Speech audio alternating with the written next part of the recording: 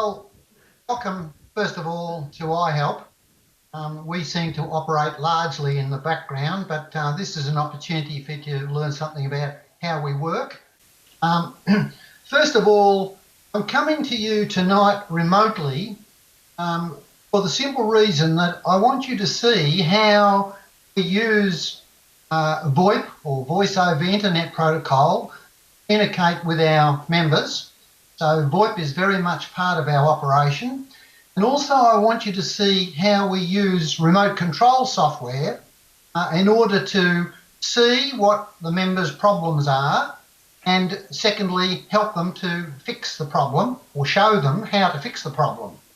So what you're seeing tonight is you're not seeing my computer at all. You're actually seeing the computer in the auditorium.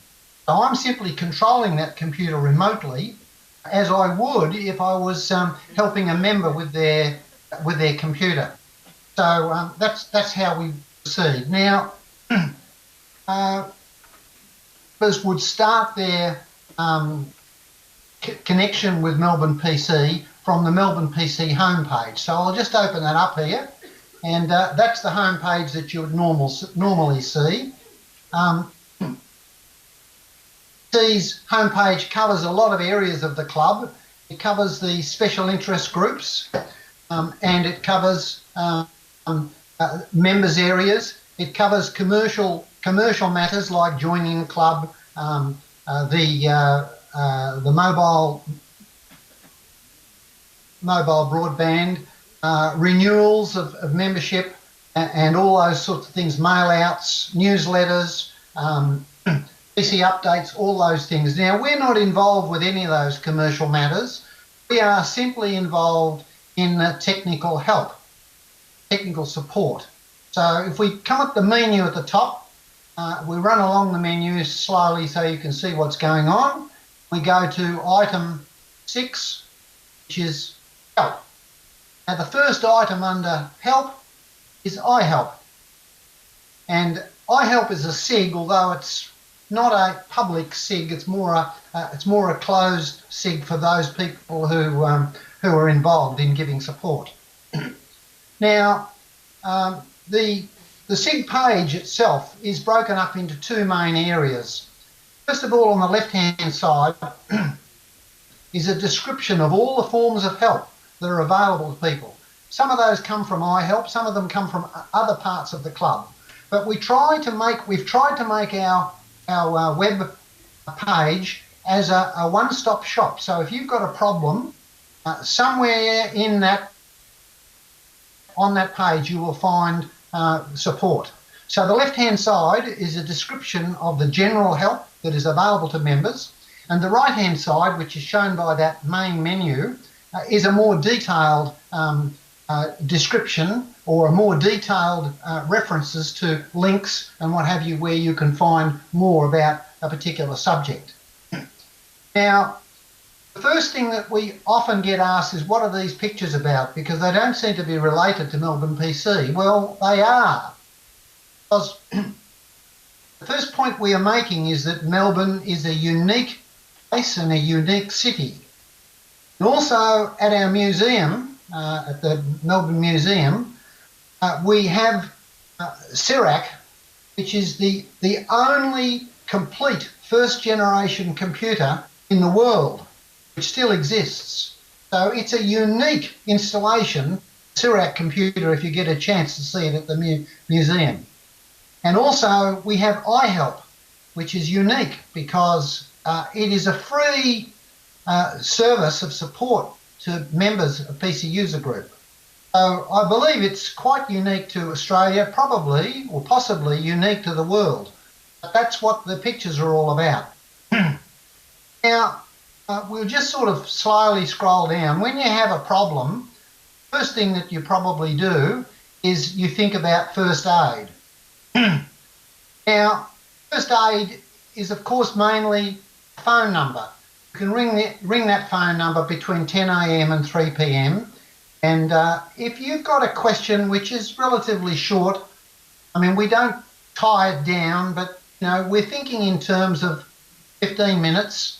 If you've got a relatively quick question that that only needs a relatively quick solution, first aid is the way to get a quick answer. Now, if you ring and the line's engaged, or if you don't have to have a phone with you, if you're out in the field somewhere, there's another way to get in touch with us, and that's with live chat. Live chat is the little icon up at the top there. And you click on live chat, you get this box comes up, and you can ask your question from whoever is on duty. Once again, this only applies between 10 a.m. and 3 p.m. Now, I've got it working tonight to show you what it looks like. For example, we might type a name in here, in say Ted, and we might put in a question. We might ask office hours, and that might be all you want to know, something simple. And you can send that chat request, and then that rings a little bell, and whoever's on duty for iHelp will get that message, and they will attend to your problem. They'll come back with a text message giving you the answer. Obviously, that's not suitable for something complicated, but if you just want a quickie question, then that's the way to get in touch with us.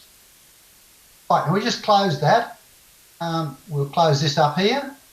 Come back here. Now, for matters that are more complicated than first aid, we need to look at the next option, which is email help. Now, with email help, as it says, you simply send an email to iHelp@melbpc, and in that email, you can describe your problem in some detail. You can give us a screen grab if that's what you need to show us, or you can attach a file if you've got some information you want to share with us.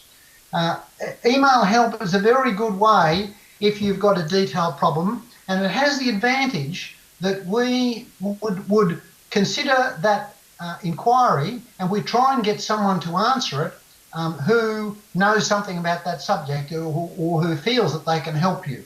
So while there might be a little delay in getting a reply, you probably get a better quality reply because you just don't ask the first person that's on duty. Now, an iHelp, if your problem happens to be with your email system, obviously you can't send us an email telling us you've got a problem with email. So we have another workaround for that, which I'll cover with you a little bit later. Now, once the email's been sent to us, it's transcribed onto our iHelp support database. The database is where all inquiries are logged and all inquiries are dealt with. There's no need to send us a second question. There's no need to ring the office as well as sending us an email or a first aid request. Once you've made a request, it's much better to let that request resolve itself, because if you send us multiple requests, it'll only delay us getting back to you. So with the iHelp support, that is the way technical issues or detailed technical issues are usually dealt with. Now, coming down a bit further, we have another support base, which is called Q&A. And I should mention that first. Certainly, Q&A is a collection of documents where we see a problem that occurs over and over again, or where there's, a detailed explanation needed. We often create a document and put that in Q&A. So if you've got a problem which you think is something that may commonly occur, have a look in Q&A, and there's a link there for it. And you may find that there's a document being prepared to answer that question. Now, a lot of the other links on our website are actually to other places on MelbPC. We don't take credit for these things, but we try to collate them all together because we know that you're going to come to our page for help. The first link, one of the links I should mention is Yammer. Yammer is a social network, a bit like Facebook, except that unlike Facebook, it's a private website only for members of Melbourne PC.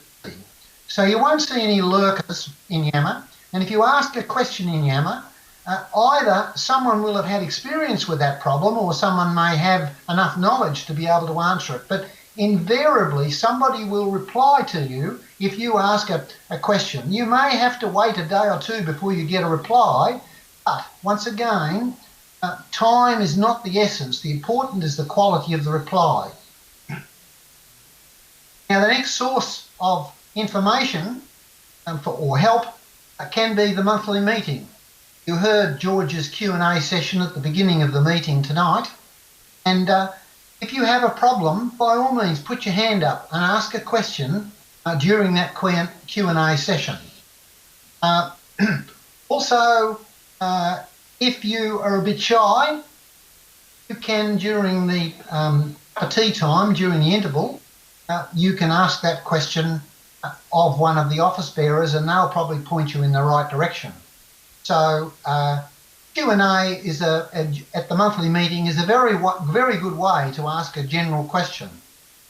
Now, a lot of the SIG meetings also hold Q&A sessions at their meetings, and the SIG meetings are held in suburbs, so that if you find getting to Moorabbin is a difficult task, it may be that a SIG meeting at, say, Casey in the Berwick area or Essendon area, there are a number of SIG meetings, and if you get along to one of those SIG meetings, even though the SIG meeting may be dedicated to a purpose, there are club members there who have good general knowledge. You can very often get an answer to your problem at one of those meetings.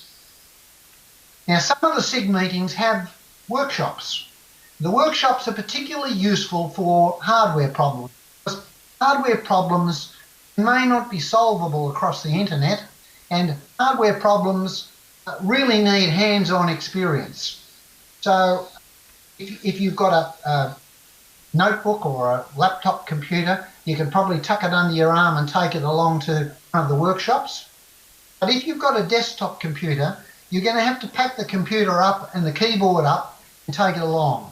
And I would always advise, if you're going to do this, that you send a message to the SIG leader or the convener and tell them roughly what your problem is and would it be all right for you to bring your computer to the next meeting. Otherwise, you could be disappointed. You could come along to a meeting and find that there's no time for someone to have a look at the problem. Now, the next area we have is dial help. Dial help is different to first aid. These are members of the club who have specialist knowledge, intimate knowledge of software and hardware. For example, you may have a video capture card that you're having problems with. You might want to know something in detail about AutoCAD or Photoshop or something which is probably outside the general range of what iHelp would handle. But these people have first-hand knowledge of these programs and hardware. These people have volunteered to help you. If you call them between 9 a.m. and 5 p.m. or after tea between 6:30 and 9 p.m, they're usually more than willing to give you their expertise free and for nothing. The only thing I mention is that if you call during business hours, don't spend too much time on the call because it may be awkward for the volunteer, and certainly don't ask the volunteer to call you back on a mobile phone because it would be at their expense. Next source of information is PC Update. PC Update, of course, has articles on a variety of subjects from technical people all over the world. So if you keep up with PC Update, you'll often have the latest information at your fingertips. If not, there is a section in PC Update called Random Access, which is run by our secretary, John Swale, and you can send a message to Random Access, and either just the question will be published, or if John can find an answer for it, he'll publish both the question and the answer in the magazine. So PC Update is a very good source of information. Next, we have the library. The library is a big collection of booklets workshop manuals and magazines where, if, for example, there's a program you really would like to know how to use in detail, it may be that there's a manual there in the library, and if you borrow that manual and read it from cover to cover, you'll become much more of an expert than you could possibly become by just playing with it, as a lot of people do. Now, next source of information is the Internet Lounge, which is in the foyer of the of MELPC. In the Internet Lounge, we've got a number of computers, we've got some specialised hardware, and we've got free Wi-Fi. So, for example, if you'd like to come in one afternoon and spend an hour or two in our lounge, you can have a look at the computers there. You can have a look at software that's installed on some of those computers and try it out.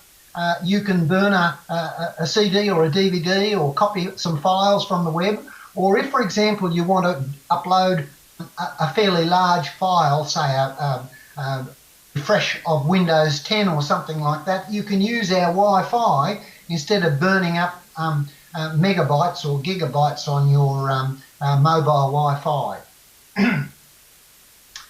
The next item is Home Visit Assist. Now, Home Visit Assist is not intended for the general membership. These normally are people who are restricted in their activities or mobility. They're probably people with an age or a disability pension.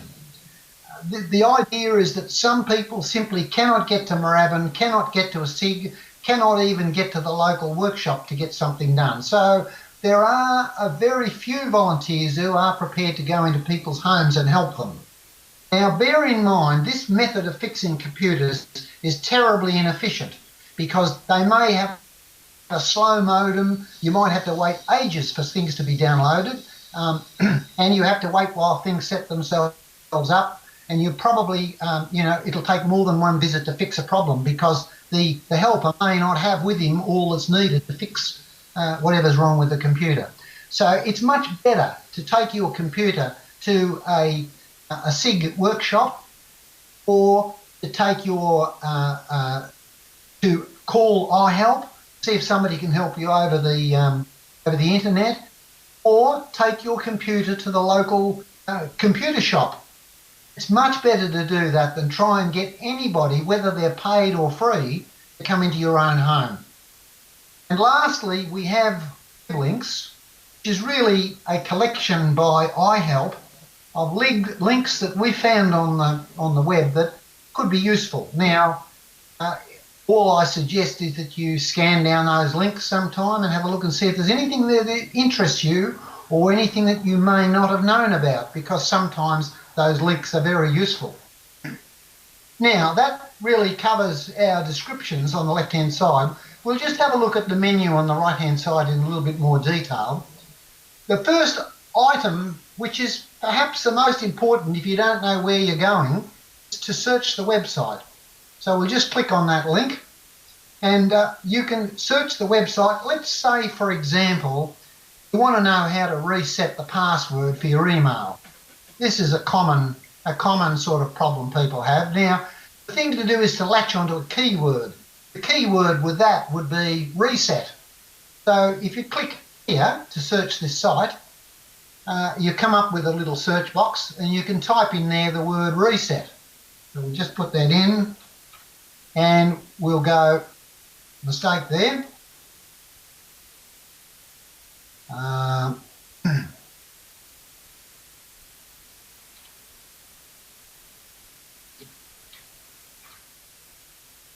Got it? No, we haven't got it quite yet. Okay. Get it right. Right. Good. Now we'll do a search. If you do a search, this will turn up 4 entries that are on the iHelp website, which show you where password or password resets, they're all related to the same subject, but they are, that's a search of the iHelp website. But it may be that you're thinking about resetting something else other than passwords. So you can go back to that search box, and we can change the search to the whole of Melbourne PC. You can search the same word for the whole of Melbourne PC. And this time you'll get about 20 entries, 2 pages of entries. Some of them may be about password resets. Some of them may be about some other sort of reset. But it's just that if you don't know what you're looking for, sometimes a search can save you a lot of fiddling around. So we'll go back now to where we were. We'll go back one more. So this is all right. Now we're going down to look here. The next item in the menu, which these are just the details, that would be an iHelp support request. Now I mentioned to you that if you are having a problem with your email, it's very hard to send us an email telling us you've got a problem with your email because you can't use the email. So that's what this link is for. And with the iHelp support request form, all we're asking for is your name, membership number, phone number, and a description of your problem. And from that, you'll be logged into the database, and we will get back to you with a solution one way or the other. So if email is playing up, do it this way. The next link on our main menu is the iHelp Q&A listing. These are the documents I mentioned to you before that we've collected over a period of time. Some of those documents are about Office 365. Some of those documents are general internet questions that you may have. Some of those documents are miscellaneous things that have cropped up at some time or other.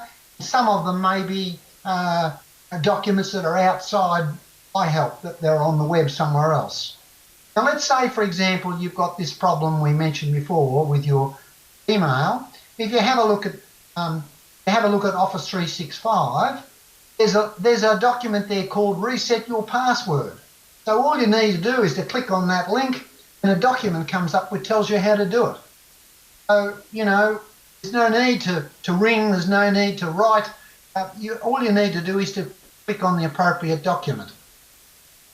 I'll just close that now. We'll go back to where we were. The next link is iHelp remote support.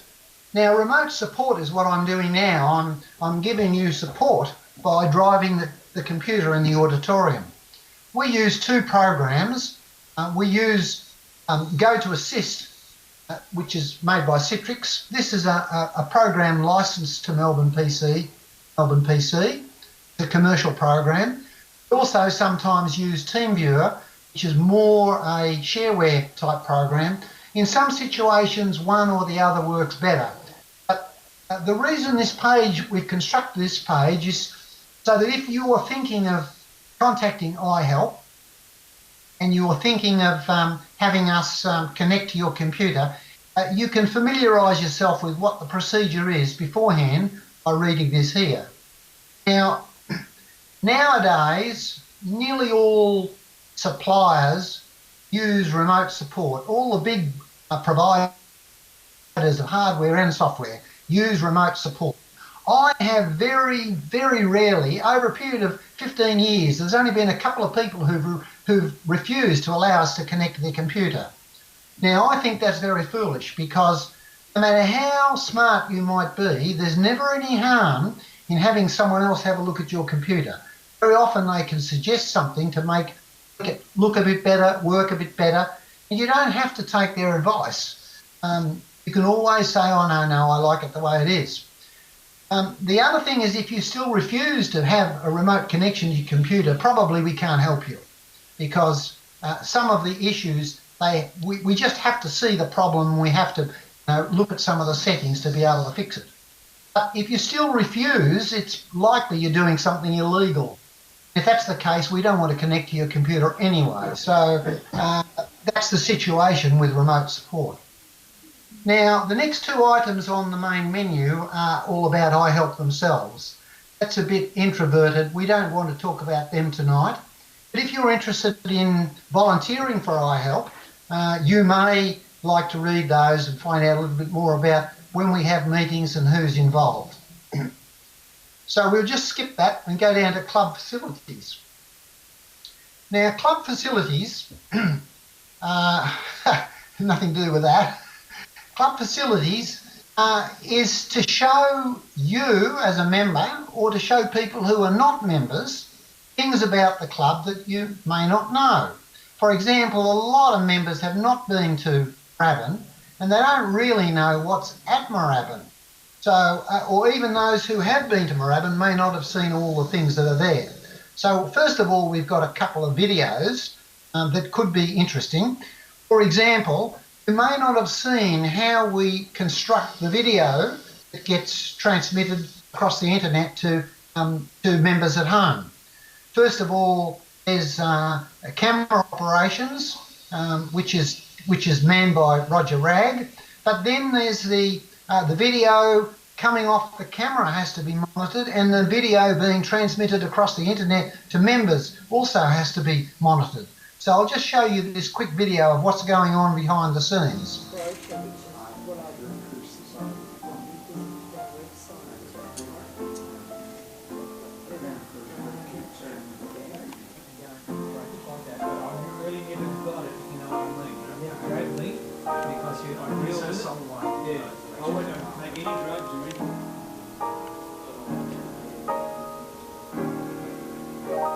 Just put it on full wide angle. Yeah, full wide angle.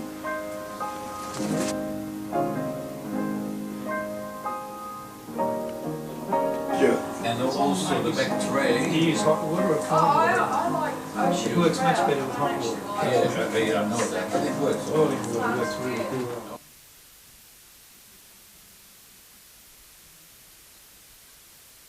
Right, we're back again. Another thing you might not have seen is if you come in of an afternoon to make use of our internet lounge, there's the tea rooms at the back, which are always available for making yourself a cuppa while you're at the clubhouse. And also something not many people have seen, and that is the servers down in the basement, which are providing the heartbeat to our internet system. So I'll show you that.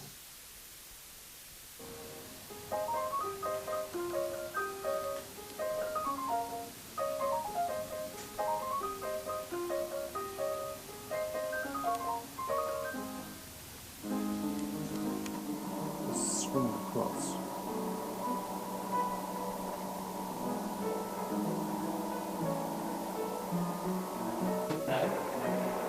Just pull that up. Well, someone can recycle, and that's one that John Bay does, which sat around for 3 or 4 years not being used. And what's the little one down there that's flashing? The little one down That's, I think that's Craig Matson's machine. That's a UPS.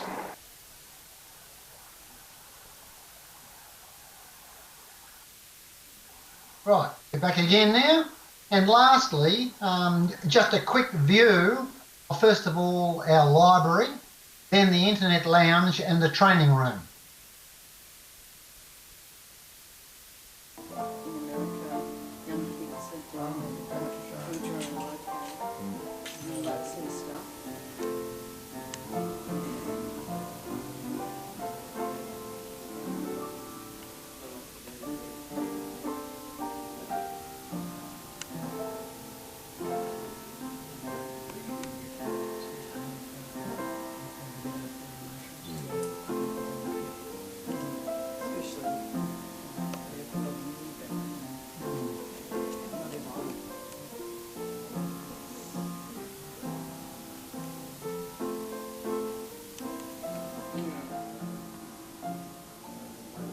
This was on channel 9, 60 minutes ago.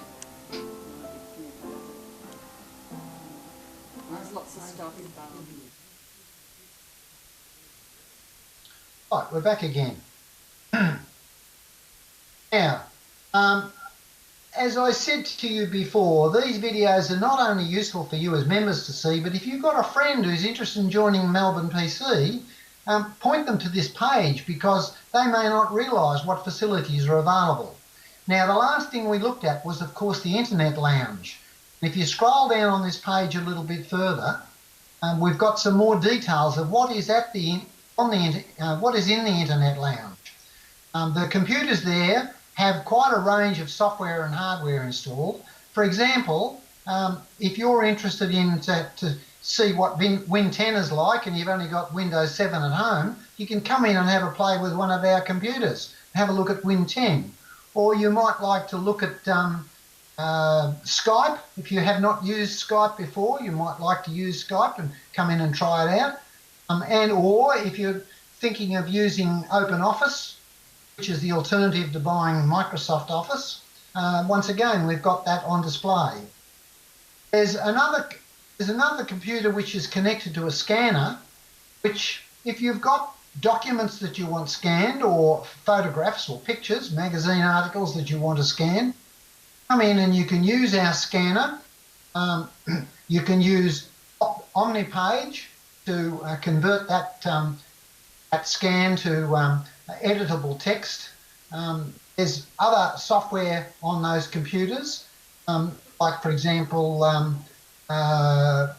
Audacity, Earth View, which can be used to edit image files, and then you can transfer those files to a thumb drive or a DVD.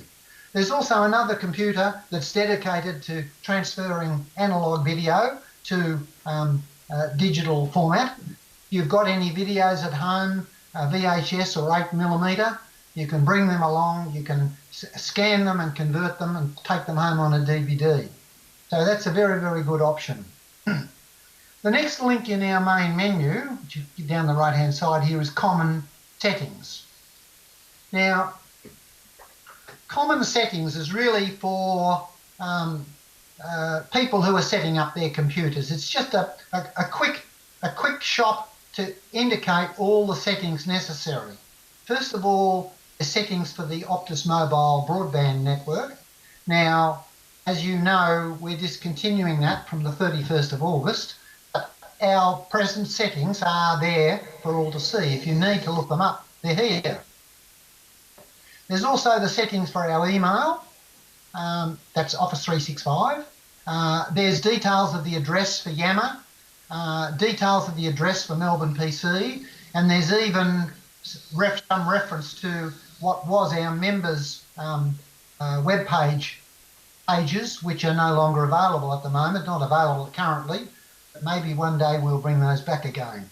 So it's just a quick reference for settings.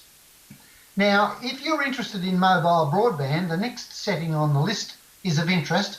Although this no longer is dedicated to Melbourne PC broadband, it covers the main suppliers, Optus, Telstra and Vodafone. It also covers the Australian mobile operators or the resellers. Now that's important because you have a look at that, click on that link and look at the Australian mobile operators, you'll find that a lot of those resellers offer deals that are better than the main providers themselves. So don't just walk in the door of Optus or Telstra and sign up, because maybe somebody else can offer you a better deal. Now further down we show the various types of modems that are available. Of course they may look slightly different, but they cover the main types that are available. There's some commentary on how to measure the usage and log the usage for your mobile modem, what to do about profiles and settings, what to do about installation of the modems, and what to do about dropouts, if you get dropouts, although we're getting a lot less dropouts these days than we were in the early days. And then lastly, fringe area mobile reception. Now there's quite a few members who have got mobile modems and they use them at their house up the country or down at the beach. It might be a holiday house or might be a weekend house. But often these premises have got very poor signal level. If they've got poor signal level, you've got to do something about it or you'll just keep dropping out all the time. Now there's a link here to our Q&A document which covers what to do about fringe area mobile reception. And there's quite a few things you can try, but the bottom line, if everything else fails, there's a link here down at the bottom, and I'll just click on that link and open it.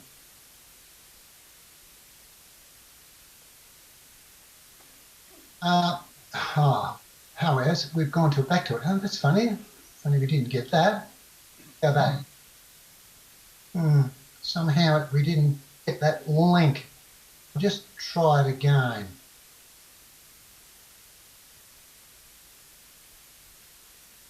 Finish your reception. We'll try this one more time.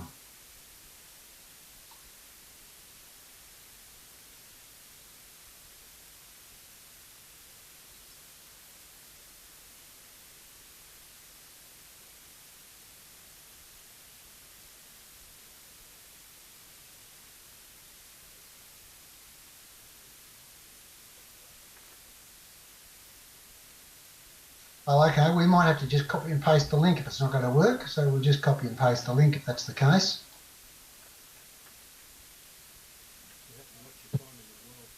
Okay, I'll just go back and try one more last gasp effort at it, just in case we can get there. Should work, but sometimes these links are a bit. Try and get that link. There we are. That's it. Good. Just copy that link, and then we'll go to another page, and then we'll put that link in, and then we'll try and go there.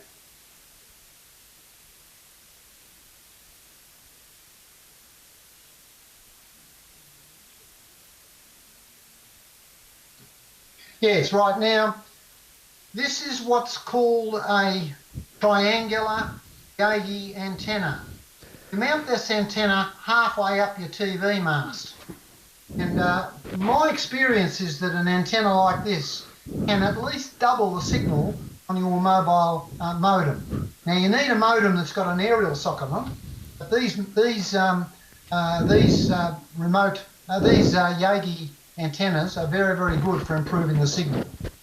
Just close that, but I just wanted to show you that. Now we come down to the monthly meet. Come down to the monthly stream. That's the link to the monthly meeting. And if you want to look at the archives, you can go to the archive. And we have two lots of archives.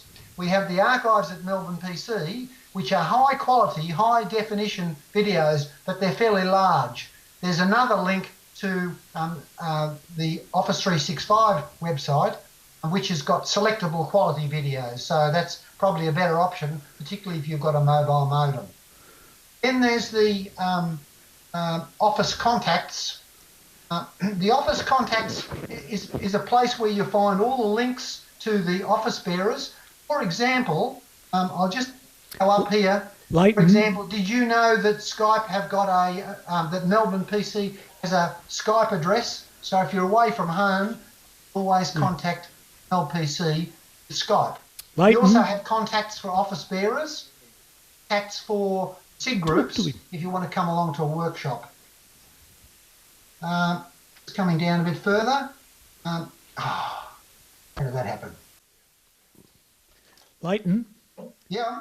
We're going to have to cut you off there. If you want 5 minutes for questions, you'll have to finish now. Well, we'll skip the questions and we'll just keep going until we finish. Right, well, you got 3 minutes.